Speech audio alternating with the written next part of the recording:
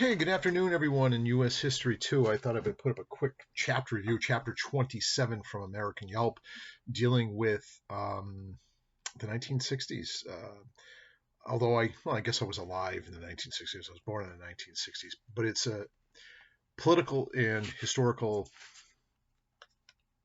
decade that's very interesting to me in that I read an awful lot about the politics of that era and also the historical events. I'm a big, obviously, political collector. I collect a lot of stuff on JFK, John F. Kennedy. I also collect a lot of stuff on Robert Kennedy, Bobby Kennedy, who became the Attorney General of the United States under his brother, John F. Kennedy. I think if that was tried today, somebody trying to put in their sibling into a cabinet level position would be taboo, although it was controversial even in that era.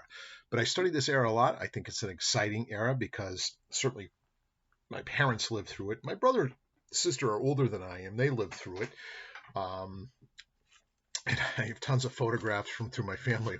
I was a little kid, but I don't have a lot of memories of the era myself, but I do find a very fond tie-in to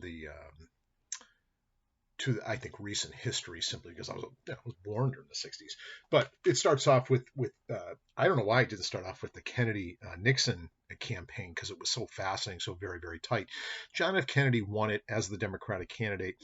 Some people think because he put Lyndon Johnson on it to carry Texas, but he was a very, very skilled campaigner. So was his family and his father, Joseph Kennedy. He also came from a very strong political lineage. A lot of people don't know that John F. Kennedy's grandfathers, both on his maternal and paternal side, were politicians in Boston. Honey Fitz on his maternal side, and on his father's side, his grandfather on his father's side, the paternal side, I believe it's also Joseph P. Kennedy, and he was a very, very successful political ward boss in Boston suburbs as well. So there's a lot of political heritage there. And he obviously served in the Congress, the House of Representatives, in Massachusetts, and then later the U.S. Senate. He actually beat one of the iconic strongholds, if you will, of Republican Brahmanism here in Massachusetts, and that was the Lodge family. He beat Henry Cabot Lodge Jr.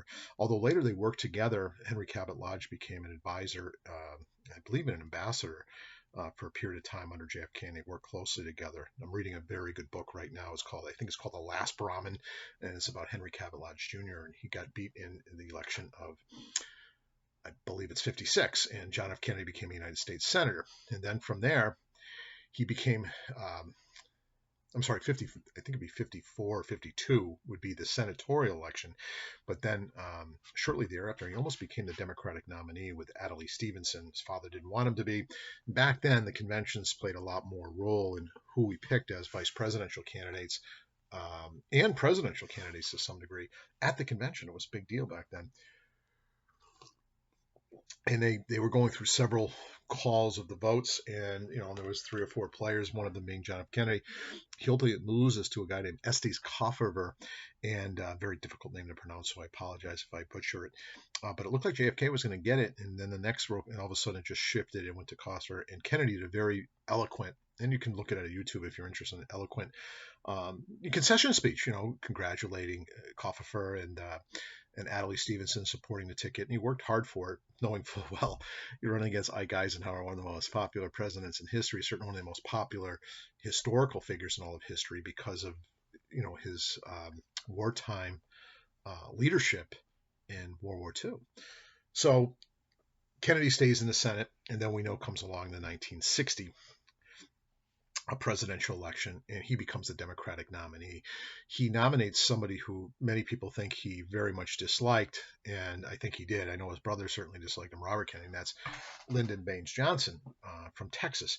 Lyndon B Johnson's an old school Texas politician, but yet he's also very progressive and liberal on his political ideology, which sometimes people have a difficulty digesting because it seems like to be a bit oxymoronic. But anyways, nonetheless, he wins the presidency over Nixon. And it's one of the first time that the television era, although television was alive and well before 1960, but in terms of politics and campaigning on the TV and having debates on the television changed everything. And there's a famous poll out to this day that those that watched the Nixon Kennedy debates on television, most people felt that Kennedy had the upper hand, yet most people that listened to it on the radio or read it in the transcript from it felt that Nixon either was equal to Kennedy or maybe even bested Kennedy a little bit in those debates. And why was it?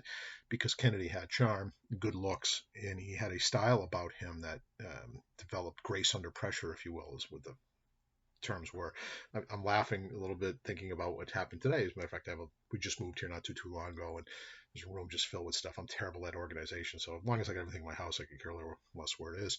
And one of these tubs, my son wanted to move out of the room adjacent to his was a big. He goes, "What's in this thing, Dad? Can I get this thing out of here?" And it's all political memorabilia from the Kennedys that I've collected over the years. And I've got a lot of it. I've got a lot of crap. Most of the historical pinups up in my office relate to different campaigns of John F. Kennedy. And I collect the earlier stuff, less about the presidency than about when he ran for Congress and the United States Senate. And same with Robert Kennedy from when he ran for the Senate of New York. But I'm getting way off track.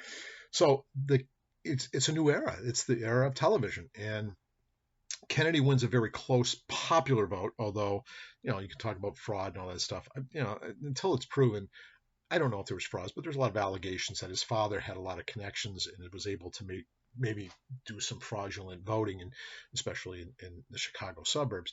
I don't know if it's true. I never seen any actual evidence, but it's mere conjecture. But the reality is JFK won the Electoral College vote in a fairly comfortable margin, and he became the president in the 1960s.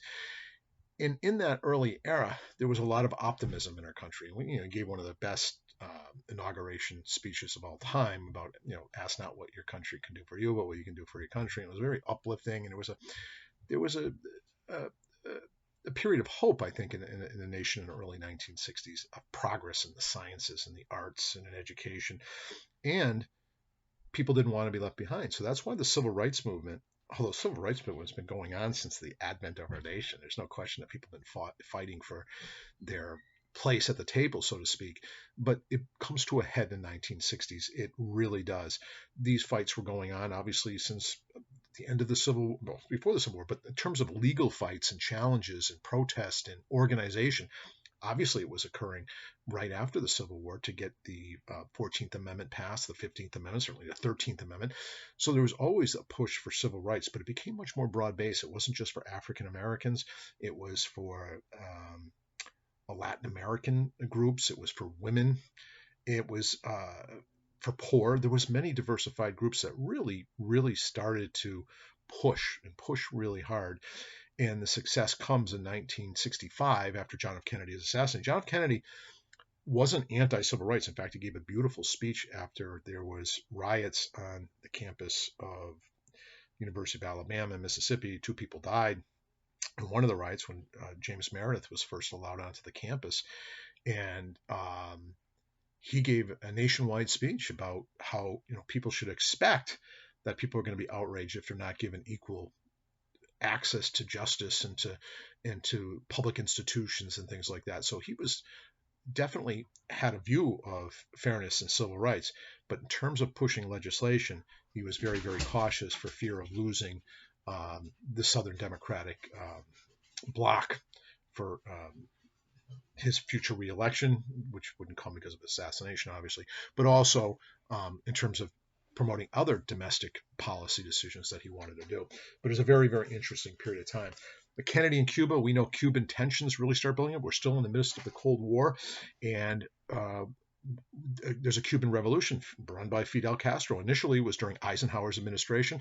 Most Americans celebrated it. Just got to shut the door. Some of my kids just got home.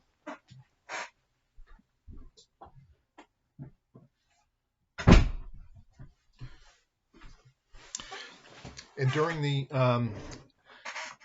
Russia, it was the Batista regime, was the kind of the really dictatorship, really awful. And Eisenhower initially celebrated Fidel Castro's success. We recognize the government as being the legitimate government now of Cuba, but things quickly soured as Fidel Castro and his revolutionary organization started moving towards communistic ideology, and if it wasn't already there, became aware of it, and then we started basically having a strong degree of tension towards Cuba. And eventually, we created an embargo against them, and obviously, there's anti-American sentiment going on in Cuba. There's Fidel Castro sentiment in the United States, and there was a huge exodus of the middle and upper class Cubans out of Cuba to Miami, but also many other parts of the country, and we allowed these refugees to come in, and the agitation against Fidel Castro was significant in the United States. It was a really big deal. And so what did Fidel Castro do? He was no dummy. Where's he going to get support? Economic, financial, military? The USSR. And what happens early on in the Kennedy administration is a crisis. And the crisis is the Cuban Missile Crisis, sometimes called the 13 Days of October. That Bobby Kennedy wrote a book about it because he was in basically the room with his brother trying to figure out what the hell are we going to do. And we find out Russia's argument is, you guys got nuclear missiles or atomic weapons in Turkey, basically at their doorstep. We've been invited by the Cuban government to put missiles at your doorstep. And so they do. And we know through these flights over Cuba and satellite, I don't think it was satellite imagery, I think it was flights by the certain kind of plane, I can't remember the name of it, that flew very high, unlikely to be shot down, although one was shot down over Russia later on. But nonetheless, we know they're building nuclear missile sites there, and we say enough's enough. We can't have it at our doorstep. And so we not only we do a naval blockade, and basically we say, we're on the eve of really World War III, massive nuclear holocaust, and there are Russian ships coming with missiles to enter through that blockade. And it was right on the, nail biting, who's going to blink first. And it turned out that the Soviet Union did, and they agreed to basically remove all the missiles from the Cuban landscape in exchange for us to promise to remove them from Turkey, although I don't know if we ever did, and also to promise not to invade Cuba. But what did we do before that?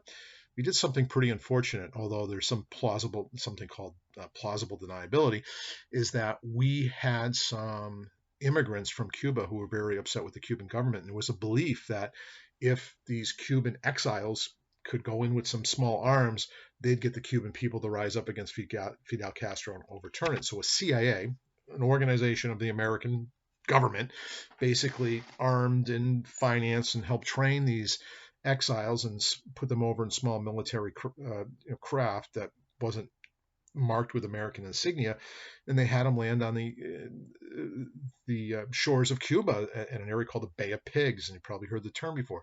And at the Bay of Pigs, what happened? Complete fiasco. There was no air support. These people were rounded up by the Cuban military that was very prepared for it, caught them easily, and the civilians didn't rise up against the Cuban military, actually supported them, and the civilians helped capture these Cuban exiles that come back, try to basically counter-revolution against Fidel Castro. Many of them were captured, many of them were executed, and it created even greater bitterness. That happened before the Cuban Missile Crisis. So when you look at Kennedy, and I have to admit, I look through it at rose-colored lenses because like I said, I collect Kennedy memorabilia, and I believe in this thing called Camelot, which is a fictional view of his presidency that, and some people say, what's the definition of Camelot? And it's based upon the fictional King Arthur's court. It's that it's a moment in time where you feel like anything's possible. And I think sometimes in hindsight, because of his martyrdom and dying in office through assassination, we sometimes imbue his presidency with greater accomplishments than it really had, because he did not complete civil rights legislation during his time. But one of the things he did was he's confronted the Soviet Union and Cuba, and he successfully deterred them from keeping nuclear weapons on that island. And it was called the Cuban Missile Crisis, and he dealt with it very successfully. Most people that do political commentary say that was one of the highlights of his administration. What was one of the lowlights? The Bay of Pigs. Although he said he had nothing to do with it. Our American government had nothing to do with the Bay of Pigs. It's just some Cuban exiles did their own thing. We didn't send them. Clearly we did. But when things went poorly, he decided not to bring in the military at all, because it would be a military incursion into Cuba without what justification. There were no Soviet missile crisis going on at that time, at that juncture. Huge mistake. So going on during this period of time, I don't know why it's not mentioned in the book, but he's got Bobby Kennedy as his right-hand liaison in office, and he was the bad guy, so to speak. changes very significantly politically after his brother dies, but he was a very conservative, hard-nosed individual, Bobby Kennedy.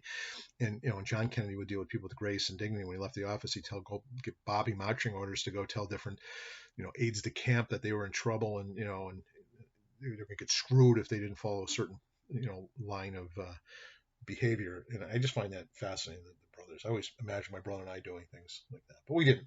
So the civil rights movement continues. It becomes very, very big. It's very, very bloody. It's very, very sad in some ways, because different groups, not just African Americans, but Caucasian Americans, a mix of people, came together to fight for these causes, and they were often done in the South.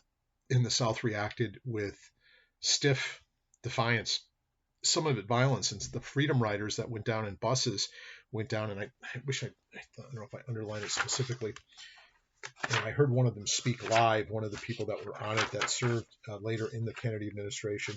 They burned the buses, they beat the hell out of many of the participants in there without any agitation against them. It was really, really, in the imagery caught on some of these peaceful protest marches and civil rights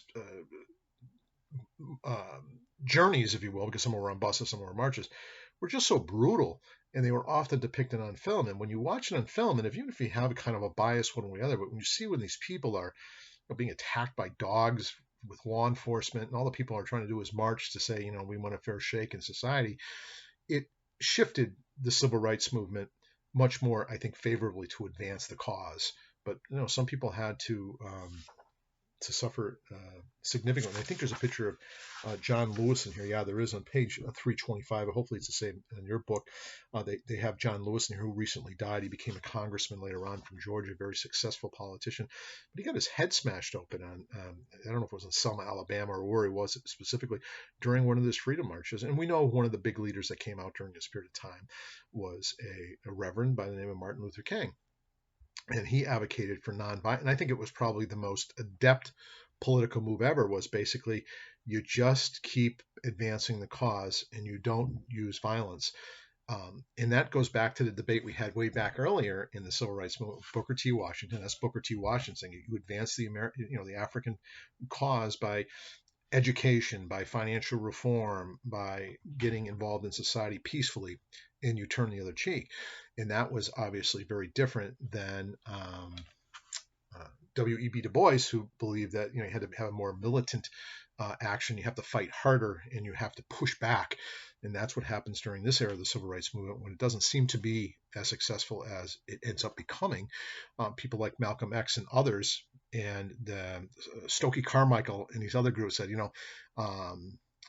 we're going to fight for equality with any means possible, including violence. And that divided the civil rights movement on some level. But all of them together worked very, very hard.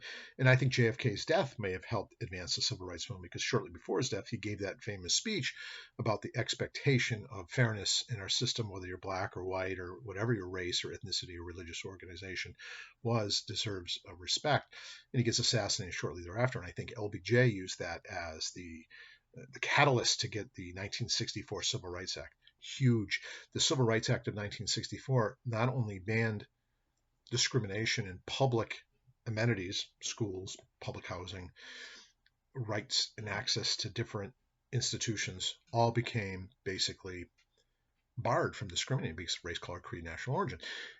But it also started to extend into the private realm. As long as the business entities impacted interstate commerce, which can be almost anything according to the courts, that have a ripple effect on the economy outside the state boundary, there the government could also punish or sanction or control discrimination against any private entity that had 15 or more employees in employment practices and in service. So if you were a restaurant that had a ripple effect on the interstate, you couldn't say, no African American peoples can be seated here. You can't. We're not going to serve you.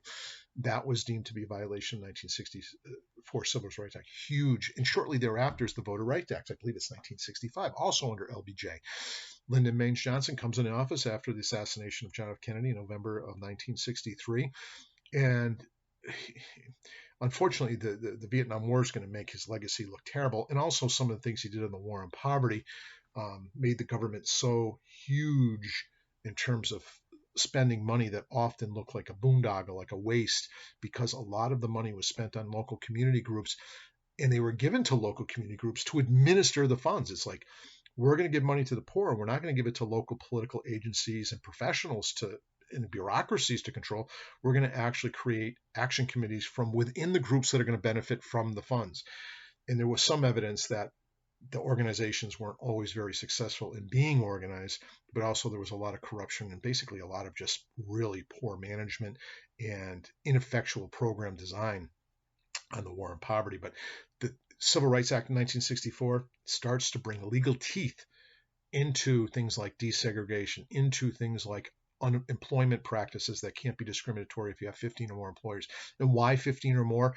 The government did recognize we didn't want to make small little mom and pop groups be forced to work with people and employ people that they found distasteful. But once you reach to a certain size, the counter argument prevailed that basically if it's of a certain size, you don't necessarily have to work closely with these people. You have to treat people based upon basically what their qualifications, not the color of their skin or their religious organizations and things like that.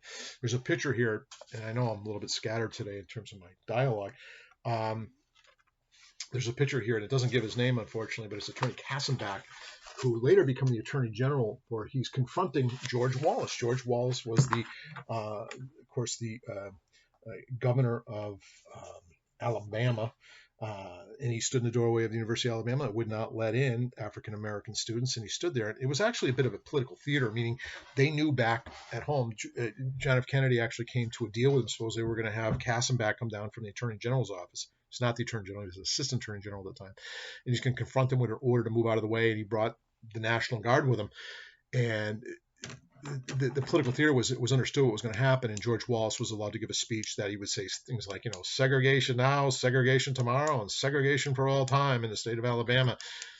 And there were a lot of people believed that was appropriate to actually help galvanize the anti-civil rights movement, for lack of a better way of saying, a real division of the country. He actually ran for president in '68. I have a lot of his political memorabilia because his political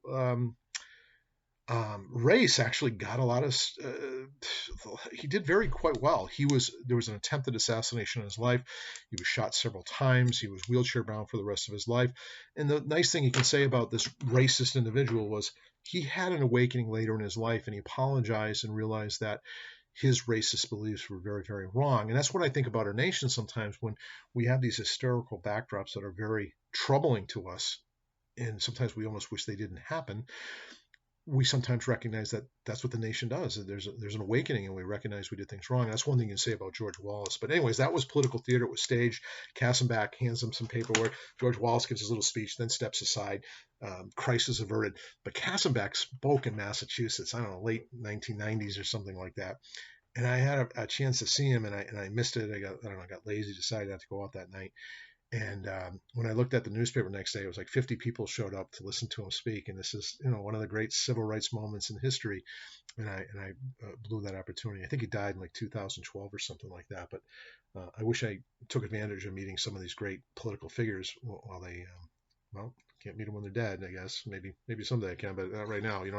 Get my drift. But anyways, I always found this political period of time very, very both troublesome, but it shows promise because I think we took the right path because of events like that in our nation's history. But it was LBJ. John F. Kennedy gets all the credit for it. It's LBJ. It's LBJ that does it. And I'm a Kennedy guy, right? And so why am I giving LBJ credit? Because he's the one that actually got the bill passed. I don't think Kennedy was going to push it through. Thought it was too divisive. And LBJ does it. And he does it part through the martyrdom of JFK. And when I say martyrdom, after JFK was assassinated, it's not too long after that in '68. Martin Luther King's going to be assassinated shortly thereafter. It's going to be Robert F. Kennedy's going to be assassinated. When you grow up in an Irish Catholic neighborhood like I did, you go into people's homes and there would be a portrait of the image or imagery of a depiction of Jesus Christ would often be in many of these homes. And what was below it? John F. Kennedy and Robert F. Kennedy. So you grow up in that kind of atmosphere. You start thinking these people are, to be worshipped almost, and there was a common tapestry. I have one somewhere. Basically a knit like little rug. And they're usually about like 3 by maybe 5 feet long, and it's it's a rug. It's a velvety thing, and it's It's John F. Kennedy and Bobby Kennedy with the memorials of their dates of life, and very common. I've got ashtrays everywhere, and coffee cups, and you name it. Too much stuff. But LBJ is a real interesting character in history. He grew up very, very poor. He knew the power and the dangers of poverty, and he believed it crossed racial lines. And he was a big believer that if you lift people up economically and give them education and decency, you're going to find society is going to become the Great Society. And that, like John F. Kennedy, was the new frontier. Lyndon Johnson's theme was the Great Society, basically ending poverty, ending ignorance, and bringing people to a new, robust future for all. And he fought for it. He really did. He spent a ton of money, but what killed him was we couldn't have both guns and butter. Guns and butter is a saying related to the fact that the Vietnam War kicks in. We know we supported the French in Vietnam, an imperialistic intrusion into these people's lives, but they were pro what? They were pro Western values, democracy, and the French were trying to hold on to it against Ho Chi Minh and the communists. And there was this belief in the domino effect that it's better to have an imperialist nation controlling an area of the world if they are going to protect our property interest and our political values. And the fear is if Vietnam or Laos or Cambodia falls, other countries in the Southeast Asia will keep falling, and eventually the world will become dominated by communists and we'll be at risk. And so we supported the French, and we know the French fall, and it falls during the period of time of Kennedy, even though we were supporting them financially prior to that, even under Eisenhower's administration. Now, we don't go into full war, if you will, with under Kennedy, but we do support Kennedy. They split Vietnam into South Vietnam and North Vietnam in a puppet regime, for lack of a better way of saying it, is in South Vietnam, pretty much controlled by the American government.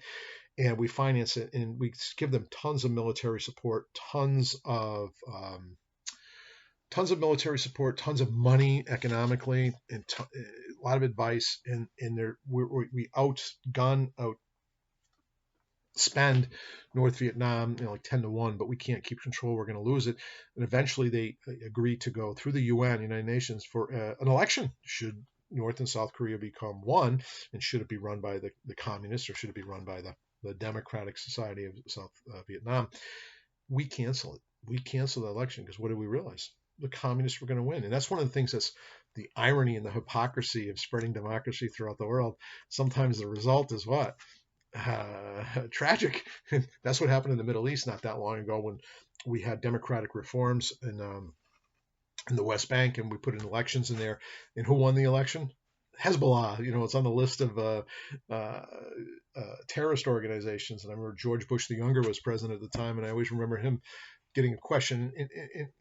I hate to pick on the guy, but in live dialogue, sometimes he was a little bit awkward. And one of the things they asked him, he goes, "What do you think of the election? In the West Bank and Hezbollah winning the election? They've been certified the election winner." He goes, "That's democracy for you." But that's in some ways I don't make fun of him for that, because there's some truth in that. Democracy doesn't always give us what we want in terms of national interests in our country here at home, because people that might get election, or groups that might get election in these foreign nations, might be very contrary to our Western values and our security interests, for lack of a better way of saying it. But LBJ, what an interesting character he was. He was very, very poor. He went to Texas Teachers College. It's hard for me to love the guy because he fought with Bobby Kennedy all the time, and they're going to almost come to run against each other during that era.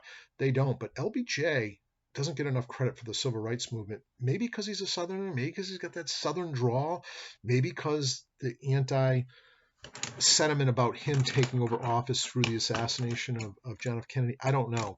But we know he wins the 1964 election. He does the 1 year that's left on Kennedy's, and he wins his own election in his own right, because the Republican Party gets so conservative. They nominate a guy by the name of Barry Goldwater, who was a bit of a jingoist. He's like so patriotic, so nationalistic that, America right or wrong was his attitude. And that's never usually popular in a broad base scheme in the United States. And Barry Goldwater lost in grand fashion.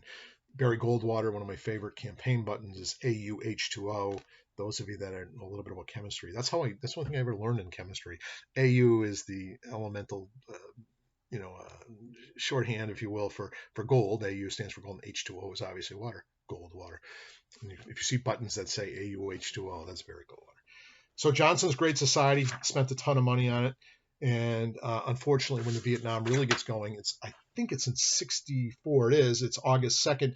The USS Maddox. It's a ship that's in the Gulf of Tonkin, just outside of Vietnam. Supposedly, it takes on some attack on it. Some people say it was completely manufactured. Some people say it was a lie. Some people say it was just a pretext to give Lyndon Johnson the power to basically engage American troops into the Vietnam conflict.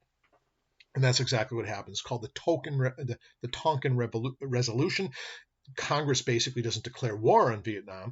It gives Lyndon Johnson the power to engage troops, and the Marines were sent in.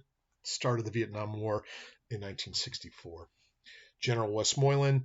It was a war fought like no other war. We poured so much money, so much troops, and I didn't live through it, but my father did, and he did serve. He served in the Korean War, but he'd always talk about how every night on the news it was this body count thing. Like so many American lives were lost, but it was always the Viet Cong and the Vietnamese regular military that lost so much more than us. So the tide is turning. We're winning, and winning. The war goes on for well, now we seem to have a lot longer wars, but back then the tide's turning, but it's not. We weren't winning the war. And eventually, there's something called the Pentagon Papers get released. These are secret Pentagon analysis of how the war was going, and it was confirmed that the war, for the past, at that time, 9 or 8 years in the early 1970s, the Pentagon Papers came out to show that the tide wasn't turning. We're actually losing the war over time, and spending all that money and all that treasure turned out to be too much for the Great Society, and Lyndon Johnson decided not to run for re-election in '68. And we know who we get to win there. Nixon. He's very conservative on communism, but he's actually fairly progressive on domestic things. But Nixon becomes disgraced in '72 in the Watergate. I'm way ahead of myself. But anyways, culture and activism. And of course, they have a picture of Joan Baez in Bob Dylan. Robert Zimmerman is his real name. I mean, just to show my bias and from the era, people still listen to. I actually saw Bob Dylan in concert many times. Every single time he was awful. I don't know why, but he was.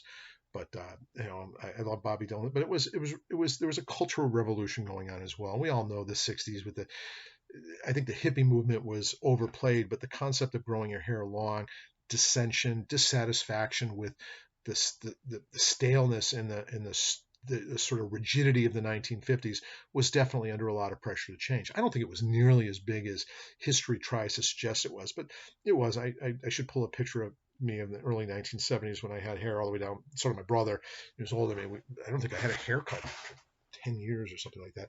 But, we listened to music that suggested, anti-establishment type stuff, and Bob Dylan certainly captured that, and so did many other musical groups in art and writing and feminism started really developing as well.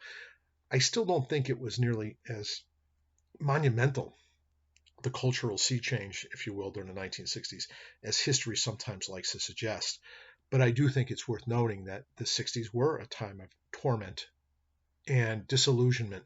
And I think part of it is the great amount of assassinations we had. Well, not only that, we had Edgar Mevers also gets assassinated right in his home. He was a civil rights leader in the South. But, we got the big three, right? We got the assassination of John F. Kennedy. And then a few years later, we get the assassination of Martin Luther King. And then we get the assassination of Bobby Kennedy. And when these things kind of gel together and with cultural changes in terms of individualism and in terms of kind of alienation from the status quo that we want to change, definitely was an underlying theme of the 1960s. There's no escaping it. One of the things that I get a kick out of, I don't buy it, even though I'm a Kennedy guy, right? Was Robert Kennedy was about to give a big speech, and I think it's in Baltimore. I'm not sure. I better look it up so I don't quote it wrong. And when Martin Luther King gets assassinated, there are riots in every large city. Let me see where it is. I get some facts here. It's in Indianapolis. I apologize. I thought the wrong area. So all these major cities throughout the country break out in riot and fire and everything else because people are outraged over the assassination of Martin Luther King, the leader of the civil rights movement. They're going to be the leader of a group of people that feel that they've been disenfranchised and forgotten in our society and treated poorly. And Bobby Kennedy was about to give a speech in Indianapolis, and he started off saying some very eloquent words about how his own brother, John F. Kennedy, was assassinated, how sad it was that Martin Luther King was assassinated, how we need to have a more civilized society.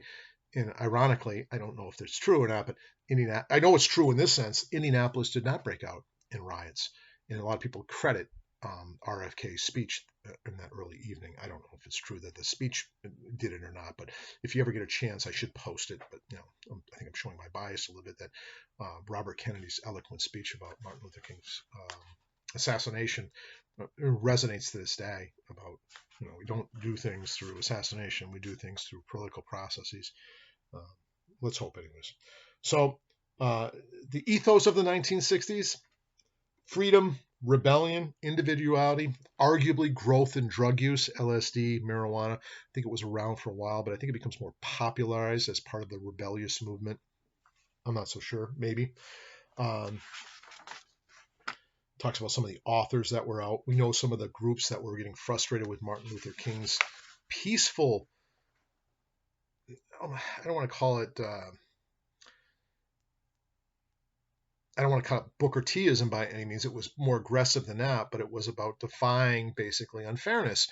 Malcolm X, Stokely Carmichael, some of the others that came out, the Black Panther movement. I think there's a movie coming out soon about or it already is out, about the Black Panther movement. I don't know if it's going to be a mini series or what it is. I'm certainly going to watch it. People are fed up and they feel like they've got to take any action necessary, including militant, armed conflict. And because the dissatisfaction with the civil rights slowness is a big part of it.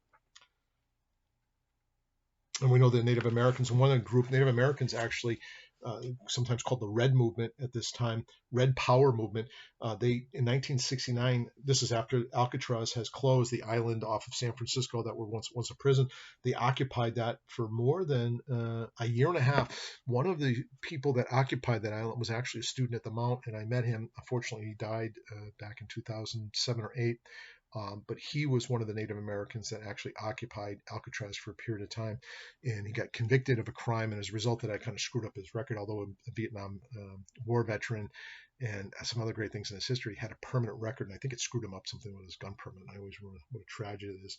We know about Cesar Chavez too. He was part of the Latino, but it was more about unionism too, and he supported the agricultural migrant growers, especially in the Southwest and western part of the United States and California.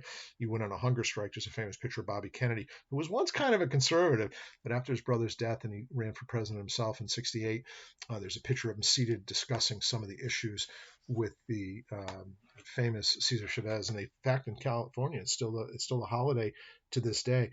Chavez's birthday, March 31st, is observed as a federal holiday in California, Colorado, and Texas. I don't know how it's a federal holiday if it's not supported, celebrated throughout the entire country. My father was a big union guy. He loved Cesar Chavez, but he was also very conservative on other political issues that made him very complex. But anyways, I'm way off track on it.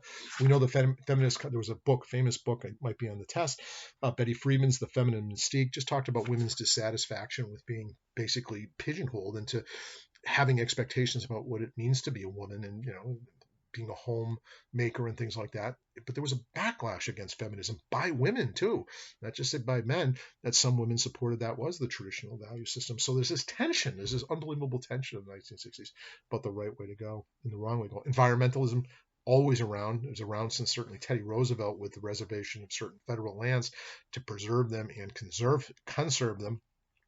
But we know there was a movement too about clean water and clean air and a concern over pollution. And one of the things that really was an awakening moment in our country's history is Rachel Carson's Silent Spring in 1962. And it was about pesticides, and why it was a silent spring was basically birds were dying from eating bugs and insects and things like that were, detrimental to the birds' diets because they were all, encapsulated in, pesticides and herbicides and all kinds of other things that were used for big industry agriculture.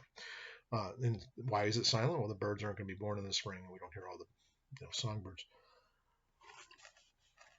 I actually took a lot of environmental classes. I thought I'd be some kind of environmentalist. And I had to read that. It was one of the first books I ever read in my history. Anyways, Earth Day started all the way back in 1970, and we still have the movements to this day. You get that young woman, I forgot what country she's from, mispronounce the name, but this we got to do something about.